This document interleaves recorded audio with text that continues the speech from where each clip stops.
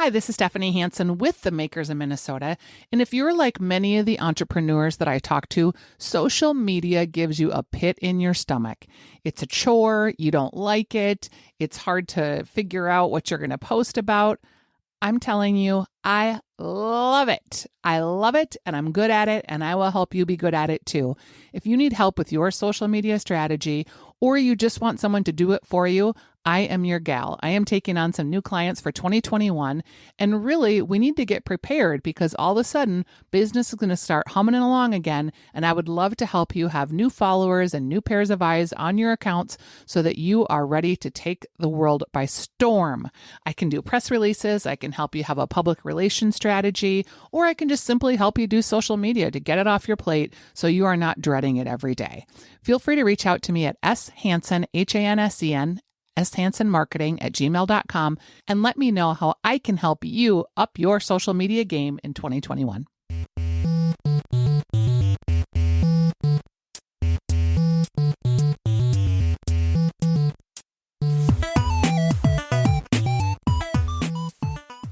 Hello, everybody, and welcome to the Makers of Minnesota, where we talk to cool people doing cool things. And one of my favorite parts about the show is when I get to catch up with a maker who I haven't talked to for a while. And I'm with Rob Bathe, and he is with Folly Coffee. And Rob, you're like one of the most energetic people I ever interviewed. We sat down at Nina's coffee shop, and I just loved you. And I was like, God, this guy's got it. And imagine my surprise, because when did we talk? Like, I don't know, maybe like a year ago? At least a year ago. Okay. It was actually right during the last state fair. So not this year, the year before that. It was right before the state fair in 2019. All right. So pre-pandemic. And I'm looking at my Lenz and Byerly's magazine this week. And all of a sudden I see Folly's hot sauce. And it's your logo. And I'm like, what the heck? Coffee wasn't enough for this guy. He's going to take the food world by storm, and he's got a hot sauce. Congratulations. Well, thank you. How did that come about? Yeah, it was completely unexpected. So when it's March 16th is when it gets announced that everything's closing down. So I had like this month-long manic episode of having to completely shift our business online and trying to figure out where are people going to be drinking coffee? How are they going to be drinking coffee? So we launched a brand new website, did a bunch of promotions to drive people online. And then after about a month, that stabilized a bit. And then I realized, well, we can't really do samplings. We can't do events. How do we engage people in an entertaining way while people are at home? And so for a bit, I was doing kind of your classic home brewing techniques, home brewing videos that every roaster really needs to have, I think. But after a bit, I go, what aren't other roasters doing that would be kind of a fun way to include coffee in something that was engaging at home?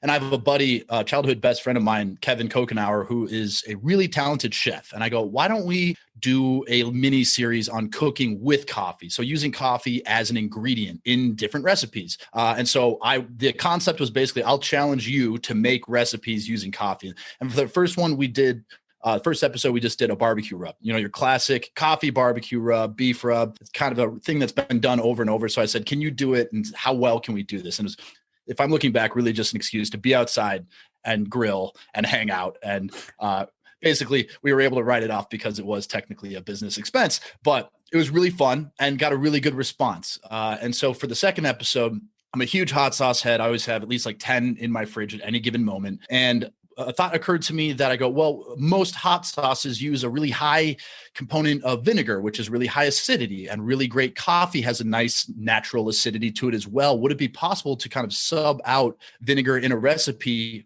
for really good coffee? And so I just basically told him, I was like, for episode 2, let's try to do a coffee hot sauce. Worst case scenario, it turns out terrible, and the episode sums in that. You just go, this is terrible, don't try it at home. And so he comes up with a recipe off the top of his head, writes it down, and we film it for the second episode. And he makes this recipe, and after I taste it, it was like, dude, not only is this like really, really good, but it was unlike any hot sauce I had tasted. And I mean, this is exactly what happened with Folly, that the first time I tasted really high-end coffee, I go, I've never tasted anything like this. So when I tasted it, I go, I've never had anything like it. And so I go, well, let's see if our friends and family feel the same way. So we just handed out the bottles that we made, and the response was just like, all right, when's the next batch? We're like, well, it's really just the one-time thing that we'll pay for it. I was like, oh, we might have something here. And so we made another batch. Again, other friends and family, the response was the same. And that was kind of when I go, there might be something here. And when we posted about that episode online, the response was like, I noticed this intensity of the responses and comments and the engagement that I go, oh, there are people that are as into hot sauce as they are coffee. It's like a whole different, it's like the same person, just a different category. And so that's when I had my kind of just biannual planning meeting with Lunds on, our sales, how are they going? What do we have planned for the future? And at the tail end of it, I just was kind of like, hey, how is hot sauce doing for you all? And they were like, that category is exploding. It's like one of the fastest growing categories in grocery right now. And I go, oh, well, we made one. And they said, well, I don't do the hot sauce buying. Let me put you in touch with the person that does. And so in between that meeting about coffee and the meeting I had about hot sauce, I was able to find a co-packer and I was able to find a distributor. And the distributor was kind of like, well, if Lunds picks it up, we'll carry it. And then I went to Lunds and was like, I have a distributor. They said, well, if you have a distributor for it, we'll carry it. And that it just happened very quickly. Rob, I was almost, yeah. You glossed over this part, but literally how many days in between? Like, was it just like 2 days? Okay, so I think that episode, I'd have to look at when we aired it, but I would guess based on timing, it's probably around May or June. And so this was probably about, 2 months where we were just making it for fun and giving it to friends and family and just really not doing it seriously. And then that meeting, I think, happened in like September. And so that meeting happens in September. 2 weeks later, I've got like the official meeting. And that's when the commitment was there that we can bring it in January because the co-packer said we could get this going as fast as January. And so from the time that the meeting happened to launching the actual business, it was about 3 months, but it was about another 3 months before that of just working the recipe, figuring out like, how could we scale this, working with the co-packer on like, here's a recipe that works at scale. And we got that first commercial batch and that was the most nerve-wracking moment was when that happened. But yeah, so Lunds agreed to bring it in. Kowalski's agreed to bring it in. We have great relationships with them on the coffee side. We sent out samples. They loved it. And that's a category that's growing. And so they quickly agreed to bring it in. And so I was almost looking around being like, what am I forgetting? Like this is, the period it took to get Folly to like the coffee side to where the hot sauce is right now was like, 9-10 months. And so this happened in a period of like weeks. And so I'm almost like looking around going like, what am I not thinking about? Like really skeptical, but having a co-packer and having a distributor has made it pretty seamless that a lot of the like arduous work that would go into it is kind of taken out of our hands, which has been really cool. And is there more profit in hot sauce than in coffee because the cost of goods is lower? Yeah, the cost of goods is definitely a higher margin product. Now there are like some complications in logistics and the fact that it's glass bottles and you have to worry about that. But outside of that, the cost of the difference between really high-end coffee, what we're doing at Folly is like Jeff is our roaster. And that's really the only person I'm comfortable roasting our coffee. He's a top 15 coffee taster in the country. He's a certified Q grader. I need to know that he's the one in charge of all of our coffee. With this, the hot sauce I'm pointing at is once somebody has a recipe and I'm comfortable with them making it, then after that, it's just repeating the same thing over and over versus coffee. Every single roast is its own profile. You're closely in tune with what's happening on each roast profile. So it's a much simpler way to execute it. And the component that we had in place that the co-packer was like, well, we have no way to brew large batches of coffee. And this is where Filterra, which is the separate cold brew business me and Brandon started in September of 2018. I actually just happen to have a way that we can cold brew large batches of coffee to use in the sauce in like a full, FDA approved facility. And so that was the last piece that probably would have been a huge bottleneck of like, how do we brew large batches of coffee consistently? Well, we've been working on that we've had that in business for coming up on like 2.5 years that we've got the processes down perfectly. And so it's like that last little piece where I'm going like, it's almost like I planned that, but I think everybody around me knows that's absolutely not the case. So now you have Folly Coffee, which comes in beans. Then you have Filterra, which is the cold brew side. And now you have Folly Hot Sauce. That's correct. Yeah. And we did form them all as separate businesses just because there's different people involved. And so basically, when you're a bootstrapped startup, equity is really the play. And so that's kind of how we broke it out between the three businesses. Is Folly, I started on my own. And then Filterra was me and Brandon. And now with the hot sauce, Kevin's involved. And then our buddy Seth, who's doing kind of all of our media work, so that we just have like a really polished look to all of our video and photo, that as we scale, we kind of have that component filled in. And Jeff is also involved in the hot sauce side as well. Is this something, I mean, I hate to like make you busier, but maybe you're onto something with this idea of coffee being used as a base for things. Like you mentioned rubs. I have a recipe I make that's a coffee infused molasses marinade for pork chops. You know, do you see there being more here, or are you just like, this is overwhelming? It's interesting. It's less overwhelming than it's funny because I've found that I actually get like this nervousness when there's a lot of awesome opportunities, because you're kind of going like, oh shoot, like which one do I focus on? Like, and Jeff and I had our head roaster at Folly. We had the conversation. He was like, how would you feel? Let's say hypothetically the hot sauce does blow up, and then the coffee is a smaller business than that. And I go, well, my passion still lies in the coffee. I would do this regardless of the size or what we're making, and having a product like hot sauce that's kind of easy to execute would be exciting. And that was obviously a thought we've had, because we to fund the first run of the hot sauce, to basically pay the co-packer for the first huge run that we did a Kickstarter. Yep. And one of the kind of add-on products that we did was a coffee rub that we did in episode 1. And the feedback on it's been awesome. But we're going, okay, let's keep that in the back pocket. That let's say this happens and this works. Then I think in the future, you kind of you don't want to release a new product too early, because you're still establishing that relationship. You're still establishing like pull through at retailers. And that's kind of why I think the hot sauce was as easy as a launch as it's been. Major knock on wood there.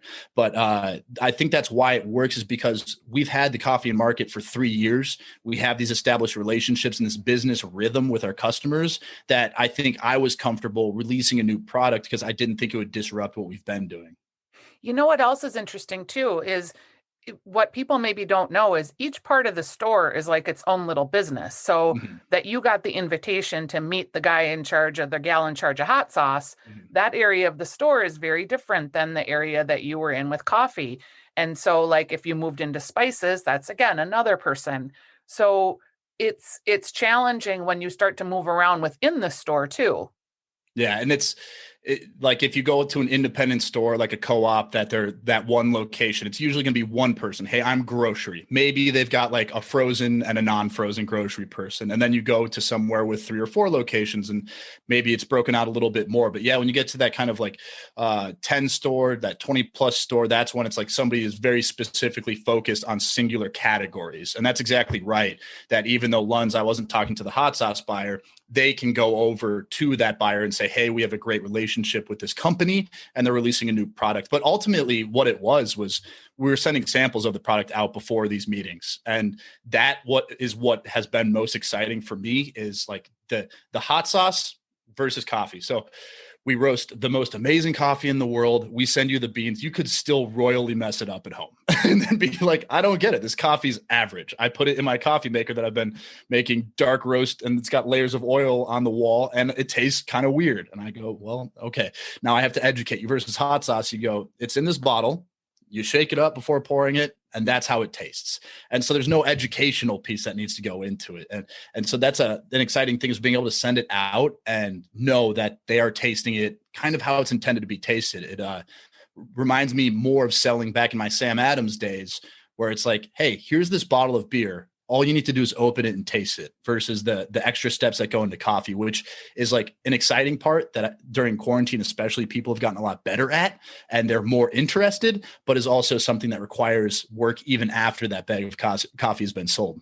Right. And if you want to listen to Rob's episode that we did a while back, I'll put a link to it in the show notes. Rob, do you also have a podcast? Yes. Yeah. And that's Tell me about that. Yeah, so the Folly Coffee podcast, we've been doing it proudly, I will say pre-quarantine, because I think that if there's one thing that I think everybody kind of rolls their eyes at is everybody has a podcast right now. And trust me, I get it. I do get it. But I started that in like September of 2019, basically as a response to the common coffee questions I would get. I mean, it was really the same 5 to 10 rotating questions. And I always felt bad that I couldn't give a full answer, or I was over explaining. And so I was like, well, why don't I just record answers to these coffee questions I'm getting? And so I did 5 or 6 episodes like that. And then after that, I was like, well, I'm having fun with this. I'll keep going on like the business side. And then I go, well, I wonder if other people would want to talk about these topics. And then it evolved very quickly to like, all of a sudden, it's just been like a bunch of interviews with different food, beverage people in the Twin Cities mostly. And then your oddball guests, like, this will be the first time I'm saying this, but like Whistler from Hippocampus, Jeff met him doing a coffee sampling. So I'll have a couple guys from Hippocampus on in a week or two. Basically, it's my selfish excuse to talk to people I think are doing really cool things. And it's been a really cool way to learn, like for myself and just people that have found success in what they're doing. But is also the response from listeners has been really cool. That it's the listenership is growing. And people ask, how many listeners do you have? And I go, I'm not really sure, because Anchor, we distribute on Anchor, and they tell us one number. Spotify's a radically different number. Apple's. And so I'm like, I'm not sure, but at the very least, I'm getting to meet people that I probably never would have met had it not been for the podcast. Yeah, it is a weird space because there's downloads, and people that subscribe to your podcast count as a download.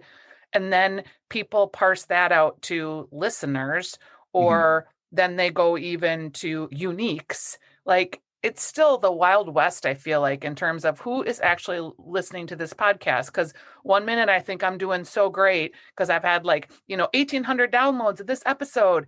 And then the next minute it's like, you had 300 listeners. Like, what? And it depends on which service you go to. And then I'll get an email from my hoster and they're like, you've eclipsed 20,000 downloads. Like, what is happening? I have no idea. Yeah. And that's what happened with us is like, I swear every time I answer, people are like, oh, you're trying. And I'm like, no. Okay. So the weirdest thing to me is on our platform that I'll go to it and it'll be like roughly 80% of your listeners are from Apple. And I'm like, okay. And then I go to Spotify, and the Spotify number is bigger than my Apple overall listenership on the platform. So I'm like, something's weird, but I think it is kind of what you were saying, that everybody measures it differently. So there was a point in time where I just decided, I know myself. I know I'm very like numbers goal oriented. And I go, if that's what you start chasing, it's going to lose the value of why you did it in the first place. And so I try to ignore it as much as possible. I'll poke around every once in a while just to like have an idea of like, did everybody stop listening? But no, it's been really cool. And the response has been really good. And it's made me realize like how tight knit of a community the Twin Cities, specifically the Twin Cities food scene is. And it's, I'm talking to people and like that a year ago, I would have been like, why are we talking? What are we doing here? And like, it's been great to really build up my imposter syndrome that I have a terrible problem with, but at the same time, like, is so cool to be able to meet people and learn. And I think one of my biggest takeaways that I try to take to heart is like, sometimes you look at someone who has a ton of success and you go, they've got it figured out. They've had a plan all along. They've been taking steps, and that's why they are where they are. And then you talk to them for an hour about their story, and this resounding like theme that continues throughout is everybody is kind of on the same page. That's all pretty made up, and there's a lot of luck involved, but almost always it's just an obscene amount of hard work that goes into it. And I go, okay, just keep that in mind, that like as these things get stressful and everything gets weird, that you go just keep working hard and hopefully you'll get your lucky breaks. And then just like everything's kind of made up here. It's really fun for me to hear you talk about the imposter syndrome, because I don't even think I've said this out loud, but as we speak, I'm waiting for contract approval on a cookbook that I pitched the idea, and I've gotten the go ahead, but we're waiting to I got to get the final details going. And my first response has been complete imposter syndrome. Like, what the heck? Here I am. I have this whole broadcast career, and I never went to Brown Institute. Then I started a podcast, and I'm still like, I'm sitting in my closet literally right now because since COVID, I had all the fancy equipment and now I'm basically in my closet like everybody else. And then, to think that I could actually write a cookbook that people would want to buy or that they would enjoy is also just like so weird. But the world kind of just pushes you in different directions as long as you're open. How do you conquer that imposter syndrome? Because I think you're right that it is equal amounts of drive because you have to think big to think that you even could. And then you ask for stuff and you ask the universe, like, hey, well, I'll do this. And then someone else says, yeah, let's do that with you. And you're like, wait, what? Do you know I can't really do this? And it's funny because I look at you and you go potentially launch a cookbook, and I go, yeah, well, of course, like it makes so much sense for everything that you've been doing. So I go, that's wild for you to be like, why am I doing this? And I go, well, do you want like the list of reasons or like sources, or how do you want to justify that you're doing a cookbook? Because it's all there. Yeah. I mean, a perfect example. I just had Tony Querio on. He's former director of coffee at Spy House. He just launched his own coffee company, Acorn Coffee. Shout out Tony. I just literally listed his accomplishments in his intro, and he's like, that's the nicest intro anyone's ever given me. I go, there was no opinion in that intro. It was just things you've done in the past.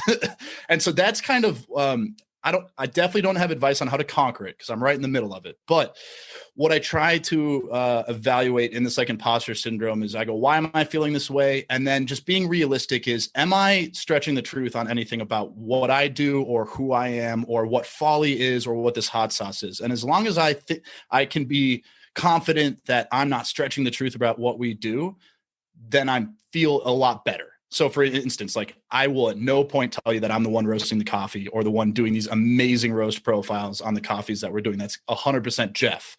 And there was a period of time where that was kind of hard to deal with. That I was like, this is technically my business, but Jeff is in charge of the entire coffee program. But once you let go of the ego that's involved with that, things get a lot easier because then you realize you go, oh, nobody really cares as long as the coffee's really good. Yeah. And I think that's what a big part of it has been for me, is trying to untie your ego whenever possible. And I've found that the more opportunities you can have to kind of detach from your ego, or really anything that you have ego tied to, and be like, why do I have ego tied to that? And the second you can identify that, it tends to help the imposter syndrome. Because I think most people I've talked to, especially on the podcast, they had this imposter syndrome because they're like, I'm about to get figured out. You go, well, you can only get figured out if you've been lying about something, or if you've just been dishonest about something. But I go, I've been honest from the start about what we're doing and what we're trying to do. And I think that's a big way that's helped me, that even as I continue, I mean, the hot sauce, to be completely honest, I joke that it still feels pretty made up, and seeing it on the shelf is almost like, why do they have the Are Made Up thing on their shelf right now? And then as people they're like, I bought this at the store. And I'm like, that's really weird because we just came up with that like 6 months ago. But that's the big thing, is like making sure that we're genuine in what we're doing. And that like anytime I think there's ego tied to something, is like really challenging that with myself. Well, I loved meeting you when we sat down before. I love hearing your story. I'm excited to see what comes next. I appreciate your feedback on the imposter syndrome because I think a lot of people struggle with it. And particularly, we're all really working in these very siloed places. So we're not talking to our friends necessarily. We're not bouncing around out in the world. We're just like in our own heads trying to do this stuff. And I think it's been challenging during the pandemic for that reason. I will really look forward to picking up my hot sauce when I'm in my Lunds next time. When I saw it in the magazine, I shook my head. And I was so proud of you because I just knew. I was like, of course he has hot sauce. You think it's, of course I have a cookbook? I think it's, of course you have hot sauce. So that's so fun. Yeah. No, and then the last piece of advice I always give is like, one thing I always try to do is do as many things that you suck at as possible, like outside of what you have imposter syndrome about. Because this is something that just came to mind, is I always try to do something that I suck at, because then as you're trying this new skill or activity or whatever it may be, and you're like, I'm terrible at this, then you go, oh, you know what? I am pretty good at the coffee stuff. You know what? I'm actually not that bad at at the business side of that. I'm doing okay over there. And that's something I always push people to do, is like try to find anything you suck at. Don't just stick to the things you're really good at, because then you get kind of cornered.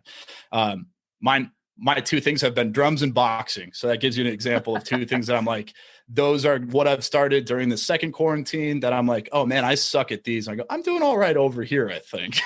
I love boxing. I miss kickboxing so much. And my daughter was a boxer in high school, and I was just terrified the whole time. So I'm so glad she's not doing it anymore. But I have another gal friend that's a MMA, and I'm like, oh, it's so nerve-wracking. Yeah, see, mine is purely just the skill set. I got hit in the head enough during college football, so I was like, I'm just gonna hit on the bag here, but learn it that way. Yep. And but like stuff like that, you go, oh, if you do something that you suck at every day, you go, all right, I actually know I'm bad at that, and it makes me feel a little better that I kind of know what I'm doing over here. So at least it helps to remedy that imposter syndrome a touch. Great advice, friend. Thanks for being our guest today. I'm looking forward to releasing this as a little bonus episode to check back in with you.